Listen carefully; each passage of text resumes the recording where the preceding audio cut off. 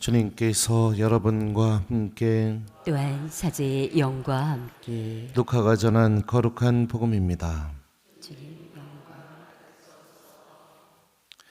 그때 군중 가운데 어떤 사람이 예수님께 스승님, 제 형도로 저에게 유산을 나누어 주라고 일러 주십시오 하고 말하였다. 그러자 예수님께서 그에게 말씀하셨다. 사람아, 누가 나를 너희의 재판관이나 중재인으로 세웠단 말이냐? 그리고 사람들에게 이르셨다. 너희는 주의하여라. 모든 탐욕을 경계하여라. 아무리 부유하더라도 사람의 생명은 그의 재산에 달려있지 않다. 예수님께서 그들에게 비유를 들어 말씀하셨다. 어떤 부유한 사람이 땅에서 많은 소출을 거두었다. 그래서 그는 속으로 내가 수확한 것을 모아둘 데가 없으니 어떻게 하나 하고 생각하였다. 그러다가 말하였다. 이렇게 해야지. 곡간들을 헐어내고 더 큰 것들을 지어 거기에다 내 모든 곡식과 재물들을 모아두어야겠다. 그리고 나 자신에게 말해야지. 자, 내가 여러 해 동안 쓸 많은 재산을 쌓아두었으니 쉬면서 먹고 마시며 즐겨라. 그러나 하느님께서 그에게 말씀하셨다. 어리석은 자야, 오늘 밤에 내 목숨을 되찾아갈 것이다. 그러면 내가 마련해 둔 것은 누구 차지가 되겠느냐? 자신을 위해서는 재화를 모으면서 하느님 앞에서는 부유하지 못한 사람이 바로 이러하다. 주님의 말씀입니다. 그리스도님 참배합니다. 오소서 성령님, 자신을 위해서는 재화를 모으면서 하느님 앞에서는 부유하지 못한 사람이 바로 이러하다. 안녕하세요. 오늘 복음 말씀은 우리 교우들 특히 좀 마음에 새기고 그리고 좀 계속해서 묵상했으면 좋겠습니다. 부모님이 돌아가신 것 같아요. 그죠? 그러니까 둘째가 아니면 셋째가 하여튼 예수님한테 찾아와서 뭐라고 하죠? 형이 유산 좀 나눠주라고 얘기 좀 해달라고 그렇게 얘기합니다. 그죠? 예. 결국에 내가 좋은 것을 남겨놓고 하느님께 간다고 생각했지만 그건 내 생각일 뿐인 거예요. 좋은 것을 남겨놓으면 어떤 일이 벌어질까요? 싸움이 벌어져요. 싸움이 벌어지거나 상처받거나 분명히 그런 일이 벌어집니다. 여러분들 부모님들 돌아가셨을 때 그런 경험하지 않았나요? 1번 했다. 2번 남겨준 게 하나도 없어가지고 그런 경험을 해본 적이 없다. 몇 번이에요? 남겨준 게 하나도 없어 그런 경험을 안 해봤어요? 그러면 여러분들 부모님 아주 지혜로우신 분이십니다. 지혜로우신 분이세요. 옛날에 또 이거 얘기하면 또 우리 엄마 아빠 나한테 뭐라고 하겠네. 아버지랑 어머니 연애할 때 저희 아버지가 그 엄마 뭐 사줄 때마다 항상 현찰을 한 이만큼씩 들고 와갖고 뭐 밥 사줄 때도 돈 내기 전에 돈을 막 세더래요. 그리고 나서 이제 딱 돈을 내고 어디 찻집 가서 차를 사줄 때도 이제 돈을 막 엄마 보는 앞에서 막 세가지고 이제 또 이렇게 내고. 그래서 엄마가 연애할 때마다 무슨 생각을 했냐면, 야, 이 남자가 돈이 무진장 많은가 보구나. 내 이 남자한테 시집 오면은 고생은 하나도 안 하겠구나. 그리고선 시집 와봤더니 집도 없고 갖고 있는 재산이라는 것은 소뚜껑이랑 솥단지 하나밖에 없었다. 고생 지질했다 이렇게 얘기해 주시더라고요. 돈만 바라보면서 살아가면 이렇게 돼요. 돈만 바라보면서. 오늘 예수님이 말씀하십니다. 너희는 주의하여라. 모든 탐욕을 경계하여라. 탐욕이라는 말은 뭐냐면 여러분들 그리스 말로 쓰여진 사전적인 의미를 보면 멈출 줄 모르는 욕심, 채워지지 않는 욕심. 이게 탐욕이에요, 탐욕. 만족할 줄 모르는 욕심. 그러니까 정상적인 마음을 갖고 있다면 어떻게 해야 되느냐? 만족하고 감사하고 그리고 그것을 사랑하는 사람들 또 이웃들에게 나누어 주고 베풀 줄 아는 거. 이게 정상적인 마음인데 그 정상적인 마음을 잃어버린 거예요. 계속해서 그 탐욕에 빠져 있죠. 보통 탐욕에 빠져 있는 사람들 입에서 어떤 말이 계속 나올까요? 돈 없다. 계속 그 소리만 해요. 돈 없다. 내가 봐도 좀 돈이 있는 것 같은데 돈 없다. 돈 없다 그래요. 막 저기 아파트를 2채 3채 갖고 있어도 돈 없다. 그 하여튼 보통 그런 끊임없이 나오는 얘기가 돈 없다 얘기만 이렇게 합니다. 그러면서 베풀 줄도 몰라요. 자기밖에 몰라요. 예수님이 이런 탐욕을 경계하라면서 들려줬었던 말씀이 뭐냐면 이 비유죠. 부자가 자기 곳간에 가득 채웠는데도 거기서 어떻게 해요? 멈출 줄 모르잖아요. 채워지지 않잖아요. 그 욕심이. 그러니 곳간을 허물고 더 큰 곳간을 채워서 또 모아두려고 그렇게 합니다. 곳간에 가득 채워주고 나서 어떻게 하느냐? 여러 해 동안 쓸 재산을 쌓아두었으니 이제 쉬면서 먹고 마시며 즐기자. 그렇게 얘기합니다. 그러니까 하느님께서 이렇게 말씀하시죠. 어리석은 자야, 오늘 밤에 내 목숨을 되찾아갈 것이다. 그러면 내가 마련해 둔 것은 누구 차지가 되겠느냐? 생명의 주인이 하느님이심을 깨닫고 오늘 하루 살아온 내 삶이 내가 언제든지 하느님을 만나도 주님을 기쁘게 만날 수 있는 준비를 하면서 살아가는 삶, 이게 여러분들 믿음을 갖고 있는 사람의 모습인 거예요. 모아두고 쌓아두는 거, 이거는 믿음이 없는 세상 사람들이 하는 행동입니다. 이거는 굉장히 중요하겠죠. 하느님에 대한 믿음이 없으니 모아두고 쌓아두고 그래서 내 평생 먹을 재산을 마련해 놓고 그리고 살아가는 게 삶의 목적이고 가장 중요하겠죠. 근데 우리는 모아두고 쌓아두는 것을 삶의 목적으로 삼으면서 살아가는 사람들이 아니에요.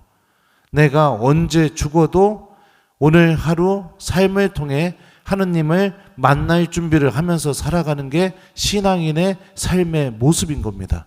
다르죠.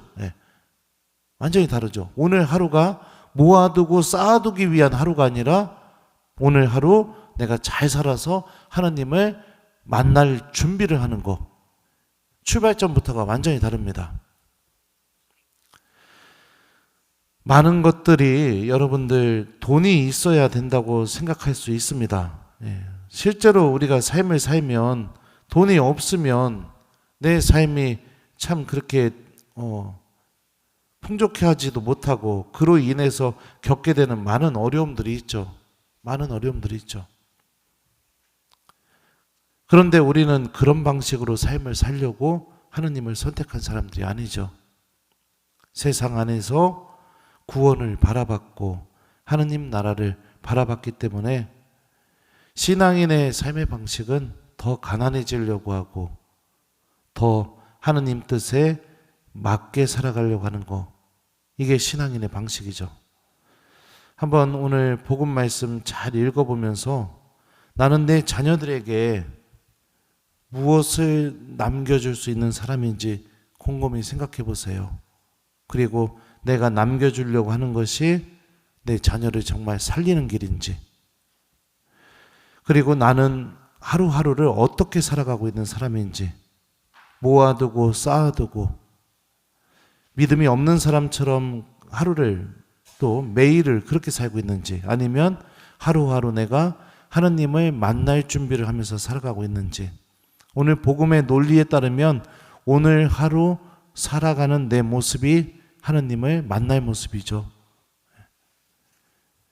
그러면 우리에게 정말로 중요한 것은 모아두고 쌓아두는 것보다 기도하는 삶, 모아두고 쌓아두는 것보다 복음을 실천하는 삶, 모아두고 쌓아두는 것보다 용서하고 사랑을 베풀어주는 삶, 그게 우리에게 정말로 중요한 기준이겠죠. 자, 오늘 일독서 말씀도 한번 묵상해 보죠. 오늘 일독서를 보면 바오로 사도가 이렇게 말해요. 몇 절이에요? 8절? 우리는 믿음을 통하여 은총으로 구원을 받았습니다. 이는 여러분에게서 나온 것이 아니라 하느님의 선물입니다. 예, 구원이라는 게 내 노력을 통해서 이루어지는 게 아니라는 것을 알려줘요. 어떤 분들은 내가 노력해서 얻어내는 것으로 생각하는 거예요. 노력해서 얻어내는 걸로. 그래서 미사도 한 번도 안 빠지고 기도 생활도 한 번도 안 빼먹고 이렇게 하면은 내가 열심히 노력했으니까 당연히 나에게 구원이 주어지겠지 이렇게 생각하는 경우들이 있습니다. 근데 그 대표적인 예가 뭐죠? 부자 청년이 예수님께 찾아와서 뭐라고 해요? 영원한 생명 얻으려면 어떻게 하냐고. 계명을 지켜라 했더니 어렸을 때부터 다 지켰다고. 그러니까 예수님이 말씀하시죠. 가진 재산 팔아서 다 팔고 나 따라오라고. 그러니까 울상이 돼서 떠나가 버리게 되면서 예수님께서 하셨던 말씀이 뭐냐면 부자가 하느님 나라 들어가는 것은 낙타가 바늘길 통과하는 것보다 어렵다 이렇게 얘기하세요. 계명을 다 지켰는데, 그죠? 다 지켰는데. 그러니까 하느님의 구원은 내가 어떤 충족 조건을 다 충족해서 내 노력으로, 그래서 나에게 내가 내 노력으로 얻어내는 것이 아니라는 것을 알 수 있죠. 하느님의 구원은 우리에게 선물처럼 주어지는 은총입니다. 그리고 이 선물은 언제 주어지게 되느냐? 내가 하느님에 대한 믿음으로 살아가게 될 때 주어지게 되는 거예요. 그러면 하느님에 대한 믿음으로 살아간다는 것이 어떤 말이겠습니까? 믿음의 내용이 나를 움직이게 만드는 거, 이게 믿음으로 살아가는 거죠. 돈 준다고 하면 벌떡 일어나서 글로 막 달려갑니다. 왜요? 돈 준다는 말을 믿었으니까. 이런 것처럼 하느님의 말씀이 나를 움직이게 만드는 거. 그래서 그 말씀이 내 안에서 열매가 맺어지게 되는 거. 우리가 이런 삶을 살아가게 될 때 구원은 우리에게 선물처럼 주어지게 될 겁니다. 그러니까 내 마음의 곳간에 모아두고 쌓아둬야 될 것이 재물이 아니라 주님의 말씀이라는 것을 오늘 독서와 복음 말씀을 연결지어서 우리가 생각해 볼 수 있죠.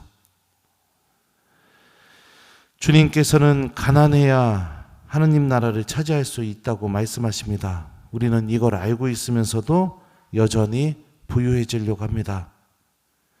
주님께서는 우리가 나눠주고 용서해주고 함께해주고 베풀어줘야 최후의 심판 때 예수님의 양으로서 하나님을 만날 수 있다고 알려줍니다. 그런데 우리는 더욱더 나만을 생각하고 용서하지 못하고 나눔보다는 내가 무엇인가를 소유해서 나를 빛나게 하려고 하는 그런 삶을 살고 싶어 합니다. 이런 것들을 보면 아직까지 하느님에 대한 믿음이 우리들을 움직이지 못하고 있다는 것을 알 수 있죠. 주일 미사 한 번도 안 빠졌고 아침 기도 저녁 기도 한 번도 안 빼먹었고 내 노력으로 무엇인가를 해놓고선 나는 안전하다 이렇게 생각하지 마시고 하루하루 하느님의 말씀이 나를 움직일 수 있는 그런 믿음 안에서 살아가는 신앙생활을 사는 게 필요하죠. 믿음은 어떻게 생기는지 제가 누차 여러분들에게 말씀드렸어요. 그죠? 네. 어떻게 생길까요? 네? 어떻게 해야 생길까요? 어제 일독서 말씀은 들음을 통해서 생긴다고 했죠? 그러면 어떻게 해야 들릴까요? 어떻게 해야? 사랑하게 되면 들려요. 아주 간단해요. 이 방법. 사랑하면 들려요. 사랑하면. 네. 사랑하면 들리죠. 어제 때 또 이 얘기하면 또 참 저희 부모님 또 저한테 뭐라고 하겠네. 어제 저희 어머니가 사표를 내셨어요, 저한테. 그래서 제가 막 좀 뭐라고 했더니, 근데 이제 딴 사람 구해서 사제관에서 음식 해주고 요리해 준 사람 딴 사람 구하라고 사표 내고 나가셨는데, 하루 종일 엄마가 그만두겠다고 한 말이 마음속에 남는 거예요. 그래가지고 고민하다가 이걸 엄마한테 전화해서 내가 죄송하다고 얘기해야겠다. 마음속에 이런 마음과 결심이 이렇게 쓰게 되는 거죠. 근데 다행히 엄마가 먼저 전화했어요. 그래서 못 이기는 척하고 넘어갔어요.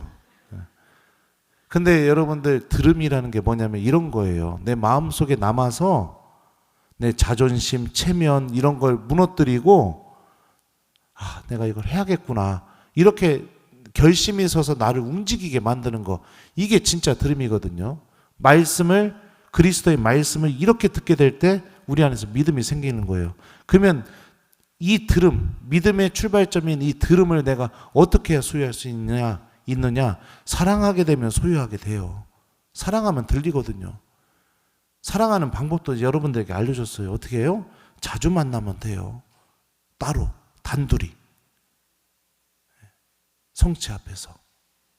내가 일상 삶 안에서 주님을 기억하면서 기도하고 자주 만나다 보면 하나님을 사랑하는 마음이 생겨요. 그러면 들려요. 그러면 그 들음이 우리를 믿음으로 인도해 줘요. 그러면은 그 믿음이 우리를 움직여서 우리 마음의 곳간, 그 곳간 안에 세상적인 것들을 모아두고 쌓아두는 것이 아니라 주님의 말씀을 모아두고 쌓아두게 만듭니다. 그리고 오늘 하루가, 내가 언제 죽을지는 모르지만 오늘 하루가 하나님을 만날 준비가 잘 돼 있는 하루로 살아가게 해줍니다. 그러면서 하나님께서 마련하신 행복과 구원의 주인공이 되죠. 내가 그렇게 살아가게 될 때 구원도 주님께서는 나에게 선물처럼 은총으로 주실 것이고, 하나님께서 말씀하신 행복, 평화, 성령의 모든 열매들도 주님께서 나에게 선물처럼 주실 겁니다.